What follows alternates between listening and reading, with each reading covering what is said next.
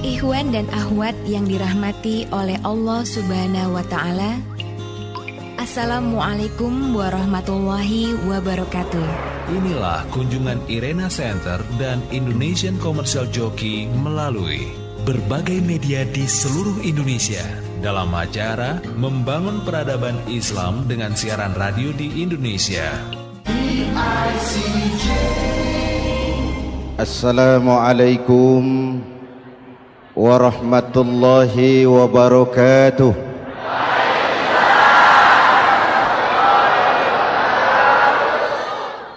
Alhamdulillah wassalatu wassalamu ala Rasulillah Sayyidina Muhammad ibn Abdullah wa ala alihi wa sahbihi wa mawala, amma ba'du. Saudara-saudara kaum muslimin di seluruh tanah air, hari-hari pada minggu akhir Ramadan kita bersama-sama menyaksikan sebuah fenomena tentang pindahnya kegiatan umat dari masjid ke pasar, dari masjid ke terminal, dari masjid ke stasiun, dari masjid ke bandara. Apa boleh buat, itulah wajah kita. Bahwa lebaran artinya mudik, bahwa lebaran artinya baju baru dan makanan. Lebaran berbeda dengan Idul Fitri. Lebaran adalah tradisi yang setiap kita boleh ikutan. Siapa saja boleh ikut lebaran, tapi tidak tiap orang bisa merayakan Idul Fitri. Mau puasa atau tidak puasa boleh lebaran, tidak dilarang sama petugas keamanan. Mau ibadah Ramadan atau tidak melaksanakan ibadah Ramadan boleh ikut lebaran, tapi tidak berarti merayakan Idul Fitri, karena selalu ada kos dari apa saja yang kita lakukan. Saya mau cerita, mau dengar nggak? Ada dokter gigi, dokter baru. Satu sore praktek, pasiennya 4 orang nunggu duduk jejeran. Dipanggil pasien pertama, diperiksa, berlubang giginya, dicabut tanpa dibius. Namanya dokter baru. Pasien ini teriak, aduh sakit dok, tidak kuat, sakit. Teriakannya keras sekali. Pasien yang 3 orang yang nunggu gemeter, lari semua. Sudah saya dicabut, diobati, selesai, tanya, sudah selesai dok? Sudah mas. Berapa biayanya? 200.000. Loh, biasanya kan 50.000, kok 200.000? Biasanya sih memang 50.000, tapi siapa suruh kau teriak? Yang 3 lari.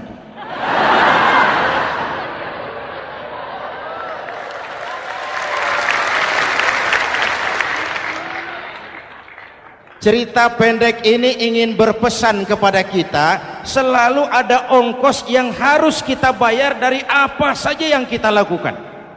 Mau ibadah atau tidak, mau jadi orang baik-baik atau jadi bajingan paling tengik, mau berbuat salah atau berbuat soleh, selalu ada kosnya, selalu ada ongkosnya.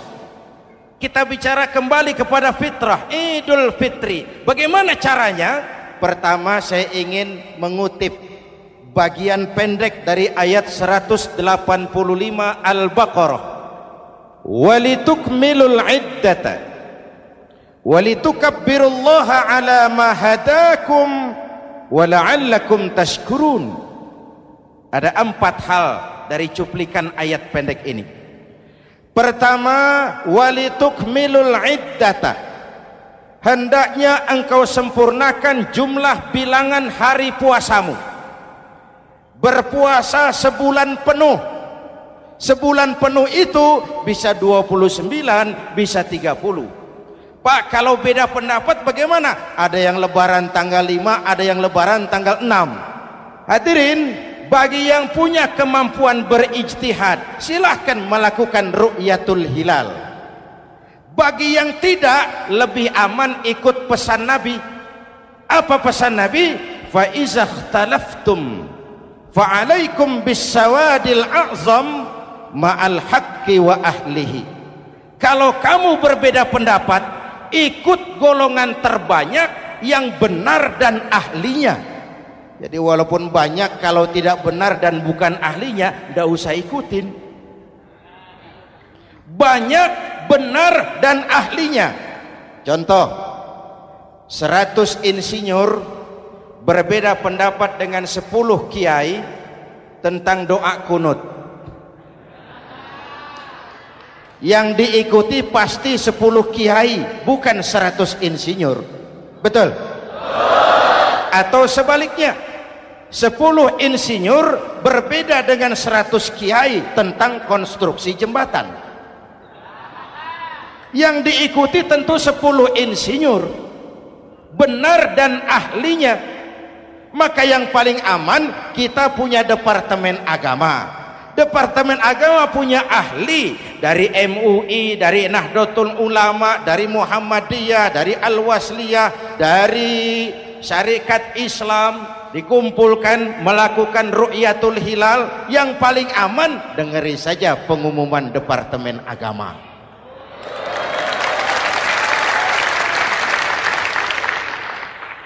Tapi tetap menghormati mereka yang meyakini 1 Syawal jatuh pada tanggal 5. Beda boleh, marah jangan.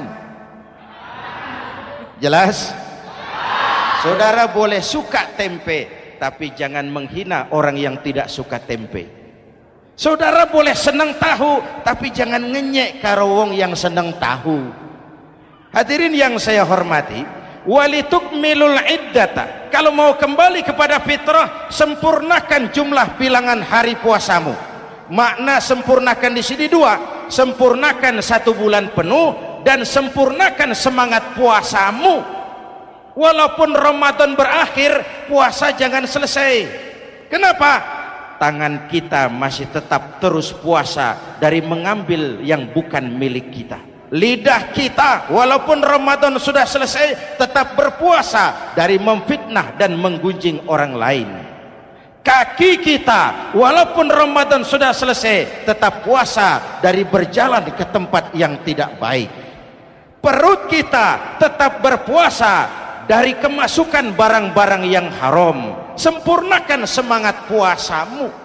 Sikap disiplin, sikap jujur, merasakan kehadiran Allah dekat dalam hidup. Nih contoh ringan.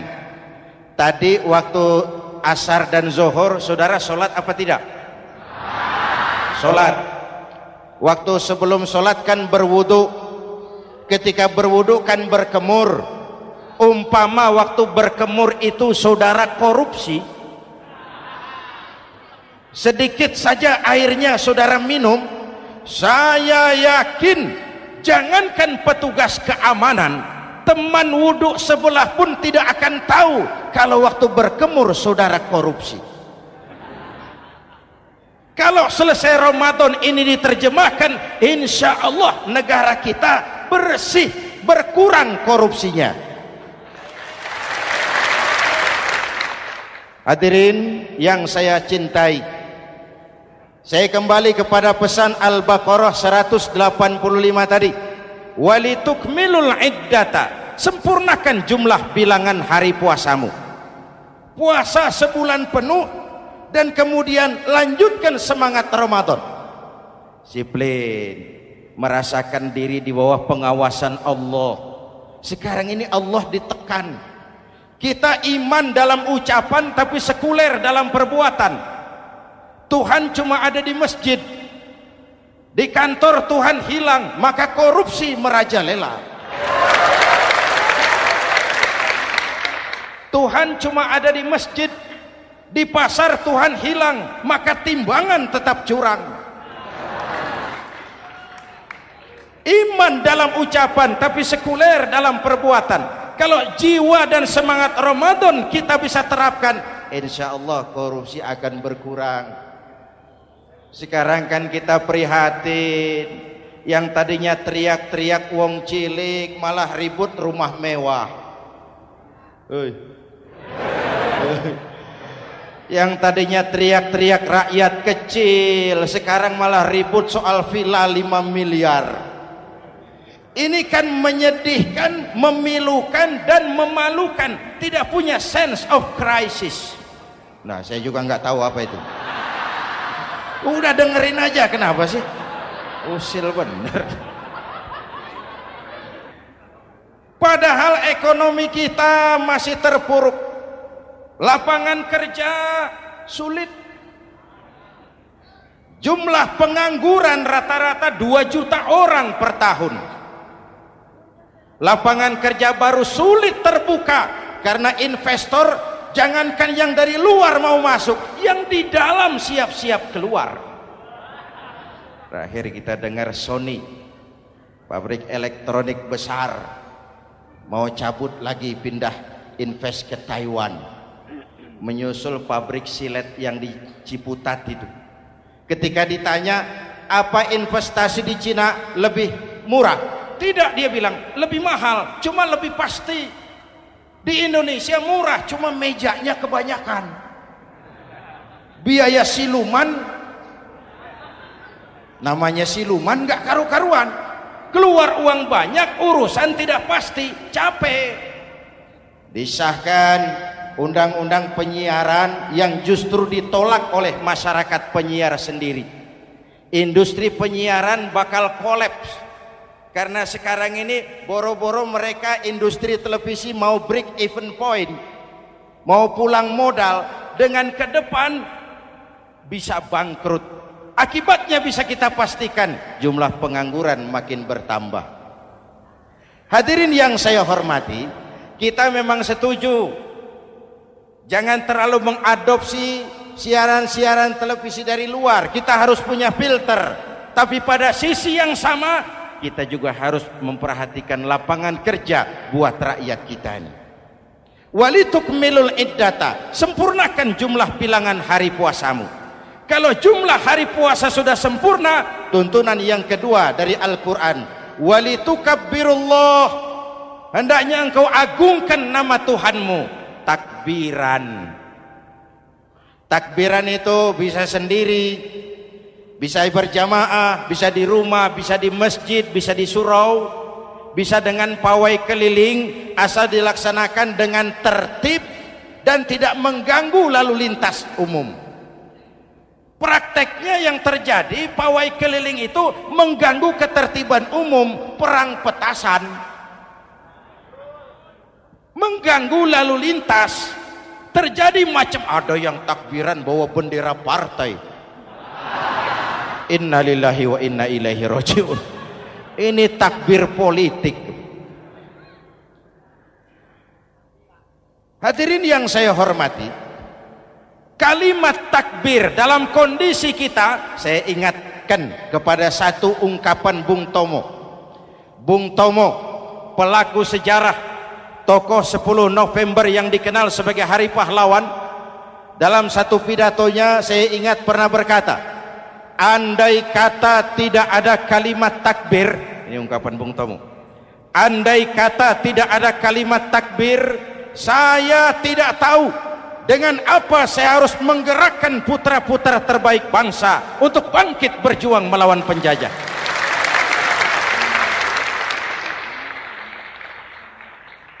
Ketika Allahu Akbar, itu londo kelihatannya kecil, meriam nggak meleduk. Dahulu orang-orang tua kita cuma ada 2 kata, merdeka atau mati. Tidak berpikir nanti kalau menang dan merdeka saya jadi wali kota di mana.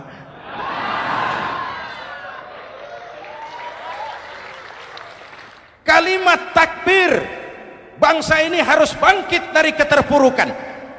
Bangsa ini harus bangkit mengejar ketinggalan-ketinggalannya. Bangsa ini tidak boleh terpuruk terus, dan semangat takbir harus menjiwai kita. Tidak ada capek dalam perjuangan, tidak ada puas dalam upaya. Keberhasilan cuma pengantar ke arah keberhasilan yang lebih baik lagi. walitukabbirullah, hendaknya engkau agungkan nama Tuhanmu. Nama Allah menjadi motivasi besar dalam kehidupan kita. Ini pesan Quran Al-Baqarah 185. Pesan kedua, setelah sempurnakan jumlah bilangan hari puasamu, agungkan nama Tuhanmu. Takbiran. Kalimat takbir sendiri kalau kita lihat pada kalimatnya ada kata la ilaha illallah wahdah sadaqa wa'dah wa nasara 'abdah wa a'azza jundah wa hazamal ahzaba wahdah. Tidak ada Tuhan selain Allah, esa, tidak beranak, tidak diperanakan, wahdah, tidak bisa diumpamakan dengan apapun. Sadaqa wa'dah, Allah yang maha menepati janjinya. Wa nasara 'abdah, Allah yang maha menolong hambanya. Kalau bukan kebesaran Allah, berat berjuang Ramadan ini melawan musuh yang tidak nyata. Puasa itu kalau olahraga golep. Benar Pak, kalau tinju lawannya kelihatan. Betul. Sepak bola musuh kelihatan, bulu tangkis kelihatan, golf siapa musuhnya? Itulah puasa, menghadapi musuh yang tidak kelihatan. Itu lebih berat daripada perjuangan mengangkat senjata, lebih berat daripada berjuang mengorbankan harta. Tapi kalau di bulan Ramadan saja Rasulullah menang dalam perang Badar, itu harus jadi sumber motivasi. Dengan kalimat takbir, dengan keagungan Allah, bangsa Indonesia harus bangkit dari keterpurukan. Ibu bapak hadirin yang saya hormati, jadi bukan akhir Ramadan lalu sibuk beli baju. Boleh, tapi bukan itu yang utama. Laisal id bilibasin jadid walakinnal id bita'atin yazid. Idul Fitri bukan pakaian baru. Idul Fitri adalah ketaatan yang meningkat, yang telah ditempa, digojlok, digembleng oleh Ramadan. Jadi kalau Ramadan rajin baca Quran, lalu selesai Ramadan sayonara Quran, latihan tidak berhasil. Ramadan rajin ke masjid, selesai Ramadan selesailah ke masjid. Awal Ramadan full house sampai ke halaman, akhir Ramadan cuma imam berdua tikar. Masjid kembali senyap, padahal masjid adalah pusat kegiatan umat. Saudara lihat dari sejarah, ketika hijrah ke Madinah, Rasul singgah di Kuba. Apa yang beliau lakukan? Membangun masjid. Ketika sampai di Madinah, kesibukan pertama beliau apa? Mencari rumah dinas? Bukan. Kesibukan pertama beliau mencari lokasi di mana membangun masjid. Isra dan Mi'raj, perjalanan besar dimulai dari masjid ke masjid. Ini indikasi masjid memang merupakan pusat kegiatan umat. Umat Islam dengan masjid seperti ikan dengan air, tidak boleh pisah. Ada ikan yang tidak betah di air? Ada. Ikan mau modar. Kalau umat sudah mulai menjauhi masjid, jiwanya yang akan mati. Kalau jiwanya mati, jasadnya masih hidup, itu namanya bangkai berjalan. Walitukabbirullah, engkau agungkan nama Tuhanmu. Takbiran, setelah berjuang penuh membina takwa, mengharap ridho, mengendalikan nafsu. Ingat loh, puasa itu bukan menghilangkan nafsu, mengendalikan, menempatkan pada tempatnya. Manusia tanpa nafsu bukan manusia, tapi manusia yang disetir nafsu turun jadi binatang, bahkan lebih rendah daripada binatang. Puasa ini menempatkan nafsu di tempatnya. Hai laki-laki, kamu nafsu sama perempuan? Betul Pak. Perempuan suka laki-laki? Betul Pak. Boleh lewat sini, lewat pintu yang disebut nikah. Ini nafsu disalurkan lewat pintu yang disebut nikah. Jangan seperti ayam kawin tiap malam nikah tidak mau.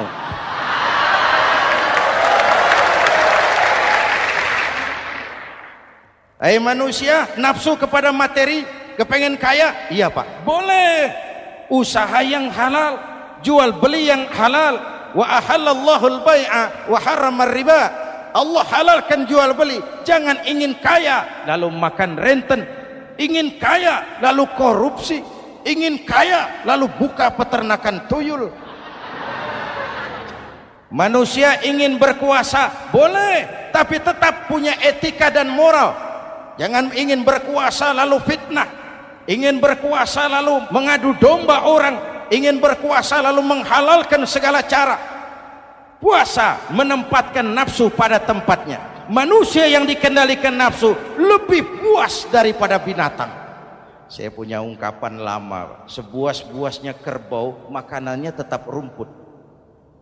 Saya belum pernah dengar ada kerbau terlalu buas lalu makan roti. Betul?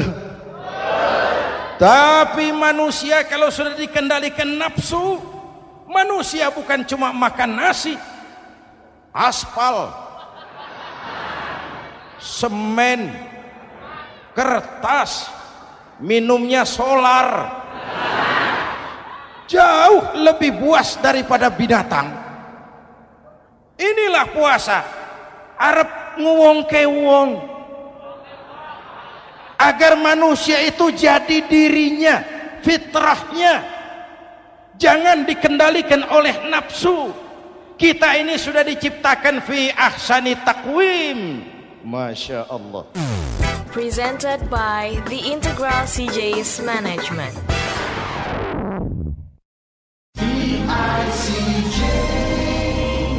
Hadirin, yang ketiga pesan Al-Baqarah 185 tadi.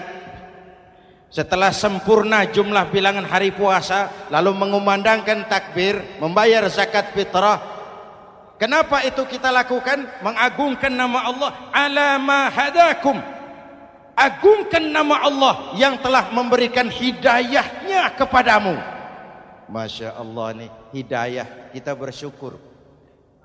Hidayah ini hak prerogatif Allah, diberikan kepada siapa saja yang dikehendaki oleh Allah. Kita bisa lihat dalam sejarah, ada anak Nabi tidak mendapat hidayah, tidak terpanggil mengikuti kebenaran yang disampaikan oleh bapaknya, namanya Kan'an, putra Nabi Nuh. Ada ayah Nabi bernama Azar, ayah Nabi Ibrahim, putranya penegak tauhid, ayahnya produsen berhala.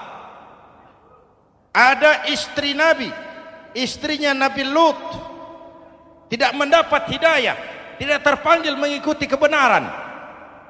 Lalu Abu Jahal, Abu Lahab, paman Nabi, melihat Nabi, menyaksikan mukjizat, mendengar wahyu, melihat tutur kata Nabi, hidayah tidak datang kepada dia, maka mereka tidak terpanggil mengikuti kebenaran. Kita alhamdulillah keponakan Nabi saja bukan, mendapat yang namanya hidayah ini harus kita pelihara, kita jaga baik-baik, karena ini merupakan hak prerogatif Allah. Yahdi man yasha, diberikan kepada siapa saja yang dikehendakinya.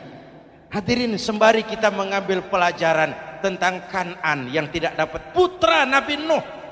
Ini saya ngambil bagian cerita sejarah, masih mau dengar? Nabi Nuh diberi umur 950 tahun, berdakwah sepanjang hidup. 800 tahun beliau dakwah, dapat pengikut tidak lebih 80 orang, rata-rata 10 tahun satu. Yang dihadapi ini umat yang kurang ajar, bandel, bajingan, tengik. Kalau diceramahi, telinganya ditutup dengan tangannya. Ini saking kurang ajarnya ini umat. Diberikan dakwah, telinganya ditutup dengan tangan. Nabi Nuh ketika di puncak kesabarannya munajat, ya Rabb, Bagaimana Nuh? Siang malam saya berdakwah kepada umat ini. Saya sampaikan risalahmu, saya canangkan seruanmu, saya sampaikan ajaranmu. Inni da'autu qaumi lailan wa nahara. Siang malam saya berdakwah kepada umat. Wa inni kullama da'autuhum ja'alu asabi'ahum fi adhanihim. Tiap kali saya sampaikan dakwah kepada mereka, mereka tutup telinganya dengan tangannya. Saya tidak sanggup menghadapi umat seperti ini ya Allah. Habis mau kamu bagaimana Nuh? Sikat saja sudah semua ini. Bikin mati saja. Nanti kalau punya anak, anaknya kafir lagi. Lebih baik bapak moyangnya, mbah-mbahnya sikat semua. Rabbi la tazar 'alal ardi minal kafirina dayyara. Jangan disisakan orang kafir. Habisin semua. Itu mau kamu? Iya. Buat kapal Nuh, nanti aku turunkan banjir. Dengan apa saya membuat kapal ya Rabb? Pakai kayu Nuh. Kayunya dari mana ya Rabb? Dari pohon tentu.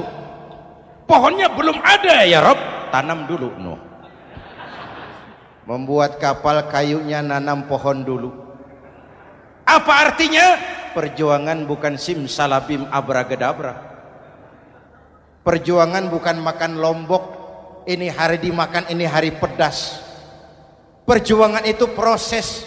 Ada keringat, ada air mata, ada darah, tempo-tempo nyawa. Itulah perjuangan. Sudah pohon ditebang, buatkan kapal di tengah kampung. Umat unjuk rasa lagi. Nuh makin gila. Bikin kapal di tengah kampung, mau belayar kemana? Selesai Nuh, selesai ya Rabb. Naik. Orang-orang yang beriman bersamamu, naik. Binatang serba sepasang, naik. Naik Nuh, naik orang beriman, naik. Binatang serba sepasang. Gerimis mulai turun. Setelah kapal semua terisi, Nabi Nuh kontrol. Sudah naik semua? Sudah. Nuh. Mas Bejo ada? Ada. Mbok Painem, naik sudah masuk. Oke. Kan'an anak saya ikut tidak naik kapal. Kami tidak lihat Nuh. Turun ke bawah. Ada Kan'an. Kami tidak lihat Nuh. Naik ke atas buritan. Kelihatan Kan'an tidak ikut naik kapal. Kumpul bersama orang kafir di daratan. Inilah potret kehidupan. Kumpul dengan orang-orang kafir. Berapa banyak anak-anak kita tidak mau ikut orang tuanya ke masjid, kumpul dengan orang-orang kafir di tempat maksiat. Nuh karena sayang kepada anak, dari atas kapal memanggil, ya bunayyarkam ma'ana. Ya, ini bahasa orang manggil Pak. Kan'an, kesini nak, naik kapal sama papi. Ini terjemahan bebas. Jawab Kan'an di bawah, tidak mau Pak, saya di sini saja. Jangan nak, Allah sedang murka, akan turun banjir. Kalau datang banjir Bapak, sa'awi ila jabalin ya'simuni minal ma'. Saya akan naik ke gunung tinggi yang bisa menyelamatkan saya dari banjir. Kan'an naik ke gunung tinggi, gunung pun tenggelam dihantam banjir. Dalam puncak kepedihan, Nabi Nuh akhirnya sadar. Ya Allah, kalau orang kafir tenggelam, memang saya yang minta, tapi Kan'an kan anak saya. Nuh, anggap Kan'an bukan anakmu. Wa innahu amalun ghairu salih. Nuh sadar, akhirnya bilang, ana urid wa anta turid wallahu fa'alun lima yurid. Aku punya kemauan, kau Kan'an punya kemauan, Allah juga punya kemauan. Kemauan Allah lah yang akhirnya jadi kenyataan. Nek sekarang juga kita ngadepi musim banjir. Bukan banjir air saja, banjir peradaban-peradaban yang masuk ke negeri kita. Banjir maksiat, banjir munkarot. Kalau kita sudah ke masjid, kita sudah naik kapal. Tolong kontrol anak-anak kita. Tolong kontrol tetangga kita. Ayo naik kapal. Banjir.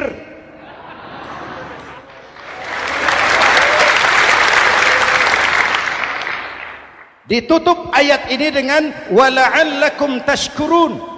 Atas hidayah yang diberikan kepada kita, kita bisa melaksanakan ibadah Ramadan, bisa takbiran, dan diakhiri dengan ungkapan tasyakkur. Tasyakkur dan tafakkur, mensyukuri nikmat. Saya berulang kali mengingatkan, nikmat bisa berubah menjadi azab kalau kita tidak pandai mensyukurinya. Bayangkan Pak, tahun 87-an kita itu jadi negara yang berswasembada pangan. Beras kita cukup untuk rakyat kita. Sekarang kita jadi pengimpor beras terbesar. Kita beli beras ke Vietnam, kita beli beras ke Thailand, ke negara-negara yang lebih kecil dari kita. Kenapa? Karena sawah kita tanami gedung dan beton.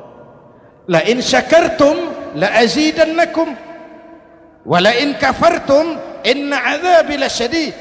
Kalau kamu bersyukur, aku tambah nikmat. Kalau kamu ingkar, tidak pandai bersyukur, awas, azabku pedih. Maka ungkapan saya, orang kaya bisa masuk surga karena hartanya, orang kaya bisa masuk neraka juga karena hartanya. Syukur apa tidak syukur? Pejabat bisa masuk surga karena jabatannya, pejabat banyak yang masuk neraka juga karena jabatannya. Syukur apa tidak syukur?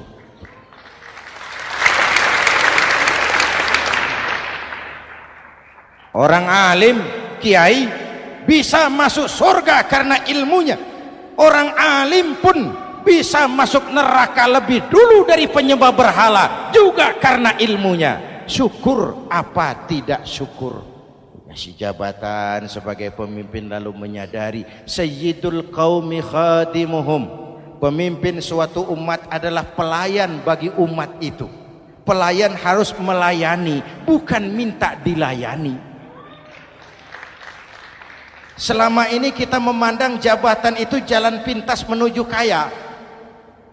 Jabatan itu artinya kekuasaan dan fasilitas, maka yang lahir rampok-rampok baru.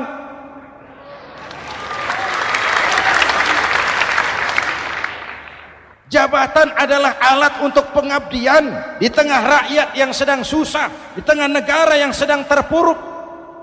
Kita memerlukan pemimpin-pemimpin yang sadar sayyidul qaumi khadimuhum. Pemimpin suatu kaum adalah pelayan bagi kaum itu sendiri. Ibu bapak hadirin yang saya hormati, dengan mensyukuri itu maka makna Idul Fitri meresap kembali kepada fitrah kita sebagai manusia. Fitrah kesucian. Secara sederhana orang gambarkan kembali kepada fitrah seperti bayi baru dilahirkan oleh ibunya, bersih, suci, tanpa dosa, lantaran sudah dibersihkan oleh ibadah Ramadan. Tapi para ulama khalaf ada yang mengartikan fitrah itu kecenderungan kepada kebajikan, kecenderungan kepada kebaikan. Itu juga fitrah. Kembali kepada fitrah manusia, kecenderungan untuk berbuat baik. Kita lahir bayi tidak punya dosa, betul? Tidak ada dosa warisan dalam Islam. Kalau harta warisan ada, dosa warisan tidak. Karena itu dalam Islam juga tidak ada penebusan dosa. Kalau dosa bisa ditebus dengan uang, tentu Menteri Keuangan nomor 1 masuk surga.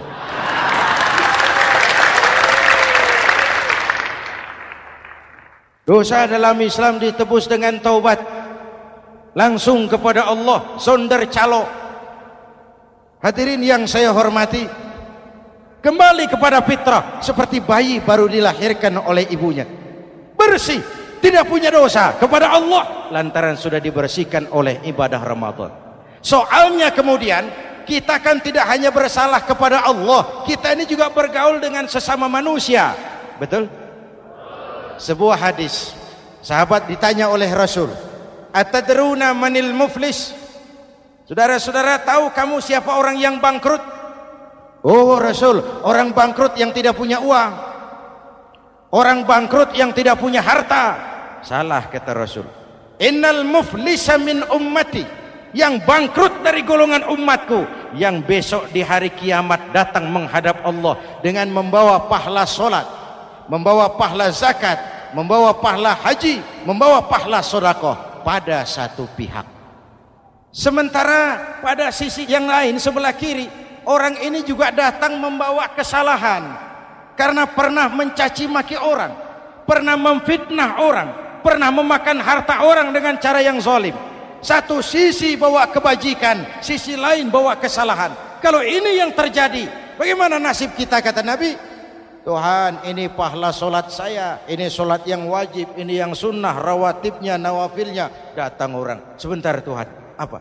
Dia memang rajin solat, tapi saya pernah dicaci maki, hancur nama saya, remuk hati saya. Di dunia saya tidak bisa membalas karena dia lebih berkuasa. Sekarang saya menuntut keadilan. Betul?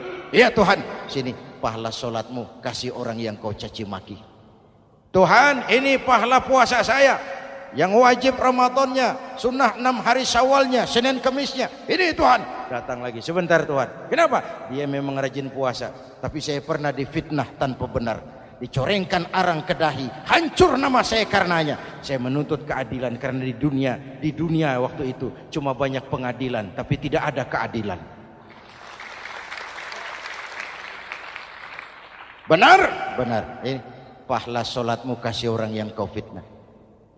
Tuhan, ini pahala zakat saya. Datang lagi, Tuhan, dia memang suka zakat, tapi korupsinya lebih besar dari zakatnya. Untuk keadilan, sini pahala zakatmu kasih. Kalau habis pahala kebaikan, orang yang menuntut masih banyak, diambillah dosa orang yang kita sakiti, diberikan kepada kita. Pahala dipreteli, dosa diberikan. Apa enggak bangkrut? Ibarat orang dagang, modal habis, tagihan hutang datang terus. Kenapa? Orang ini cuma baik hubungannya kepada Allah, tapi tidak baik hubungannya dengan sesama manusia. Karena itu, dalam konteks dengan fitrah, manusia makhluk yang fitrah. Apa fitrah itu? Pertama, manusia makhluk yang bertuhan. Itu fitrah. Mengingkari Tuhan, mengingkari fitrah. Yang kedua, manusia makhluk sosial, zon politikan. Itu fitrah. Kita tidak bisa hidup sendiri. Betapa dan siapapun kita memerlukan yang lain. Maka nuansa Ramadan intinya adalah silaturahmi.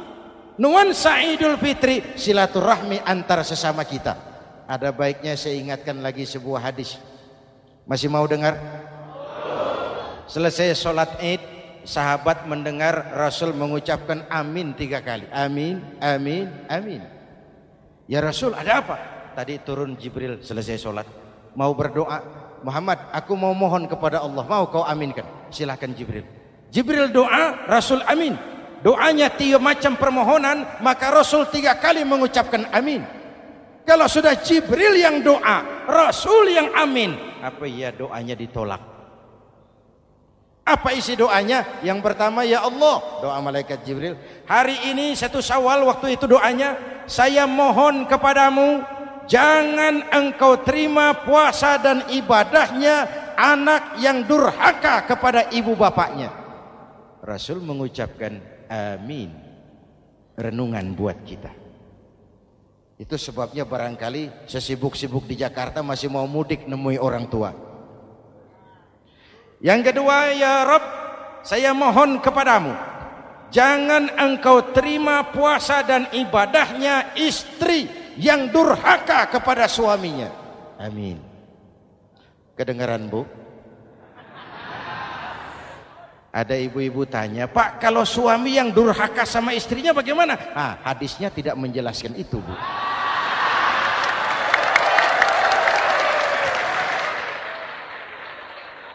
Lo menang sendiri. Yang jelas suami itu presiden rumah tangga, dimintakan tanggung jawab tentang istrinya. Nah istri swargo manut neraka kadut. Ketika pulang Isra Mi'raj saja Rasul bercerita, aku diperlihatkan neraka. Neraka ya Rasul? Iya. Lalu aku lihat isinya kok kebanyakan perempuan. Perempuan. Laki bagaimana? Laki juga tidak sedikit. Cuma kebanyakan perempuan. Ya Rasul, apa mereka tidak sholat? Sholat. Apa mereka tidak ngaji? Oh, rajin mereka sama suaminya.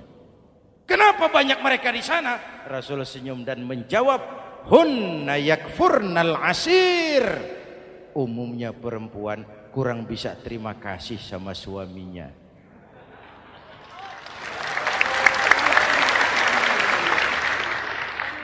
Ini penyakit turunan.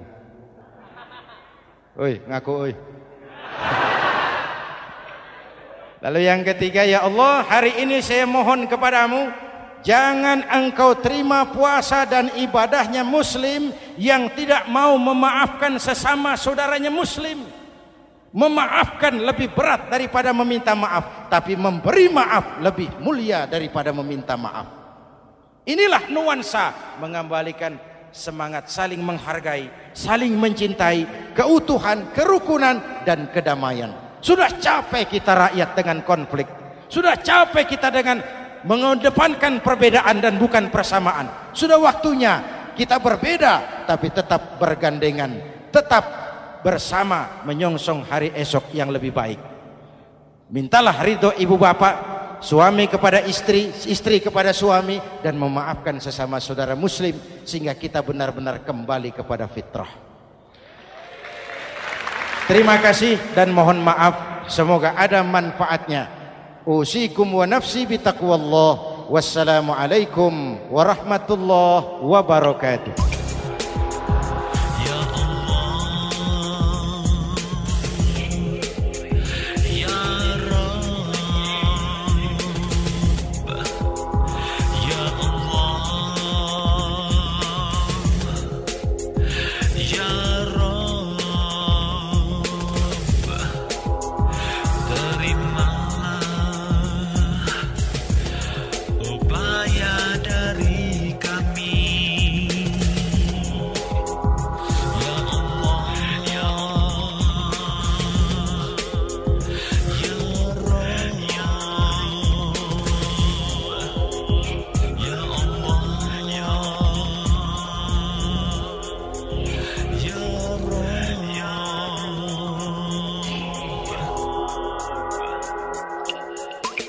Ikhwan dan akhwat yang dirahmati oleh Allah Subhanahu wa Ta'ala, demikianlah kunjungan kami dalam acara Membangun Peradaban Islam dengan siaran radio di Indonesia. Syukur alhamdulillah atas nikmat Islam dan indahnya persaudaraan yang Allah karuniakan kepada kita semua. Semoga ilmu milik Allah dapat membentengi akidah kaum muslim dari berbagai upaya penyesatan. MPI DSRI ini merupakan komunikasi dan jabat erat di antara kami, Irena Center, Indonesian Commercial Jockey, serta berbagai media di seluruh Indonesia. Terima kasih. Wassalamualaikum warahmatullahi wabarakatuh.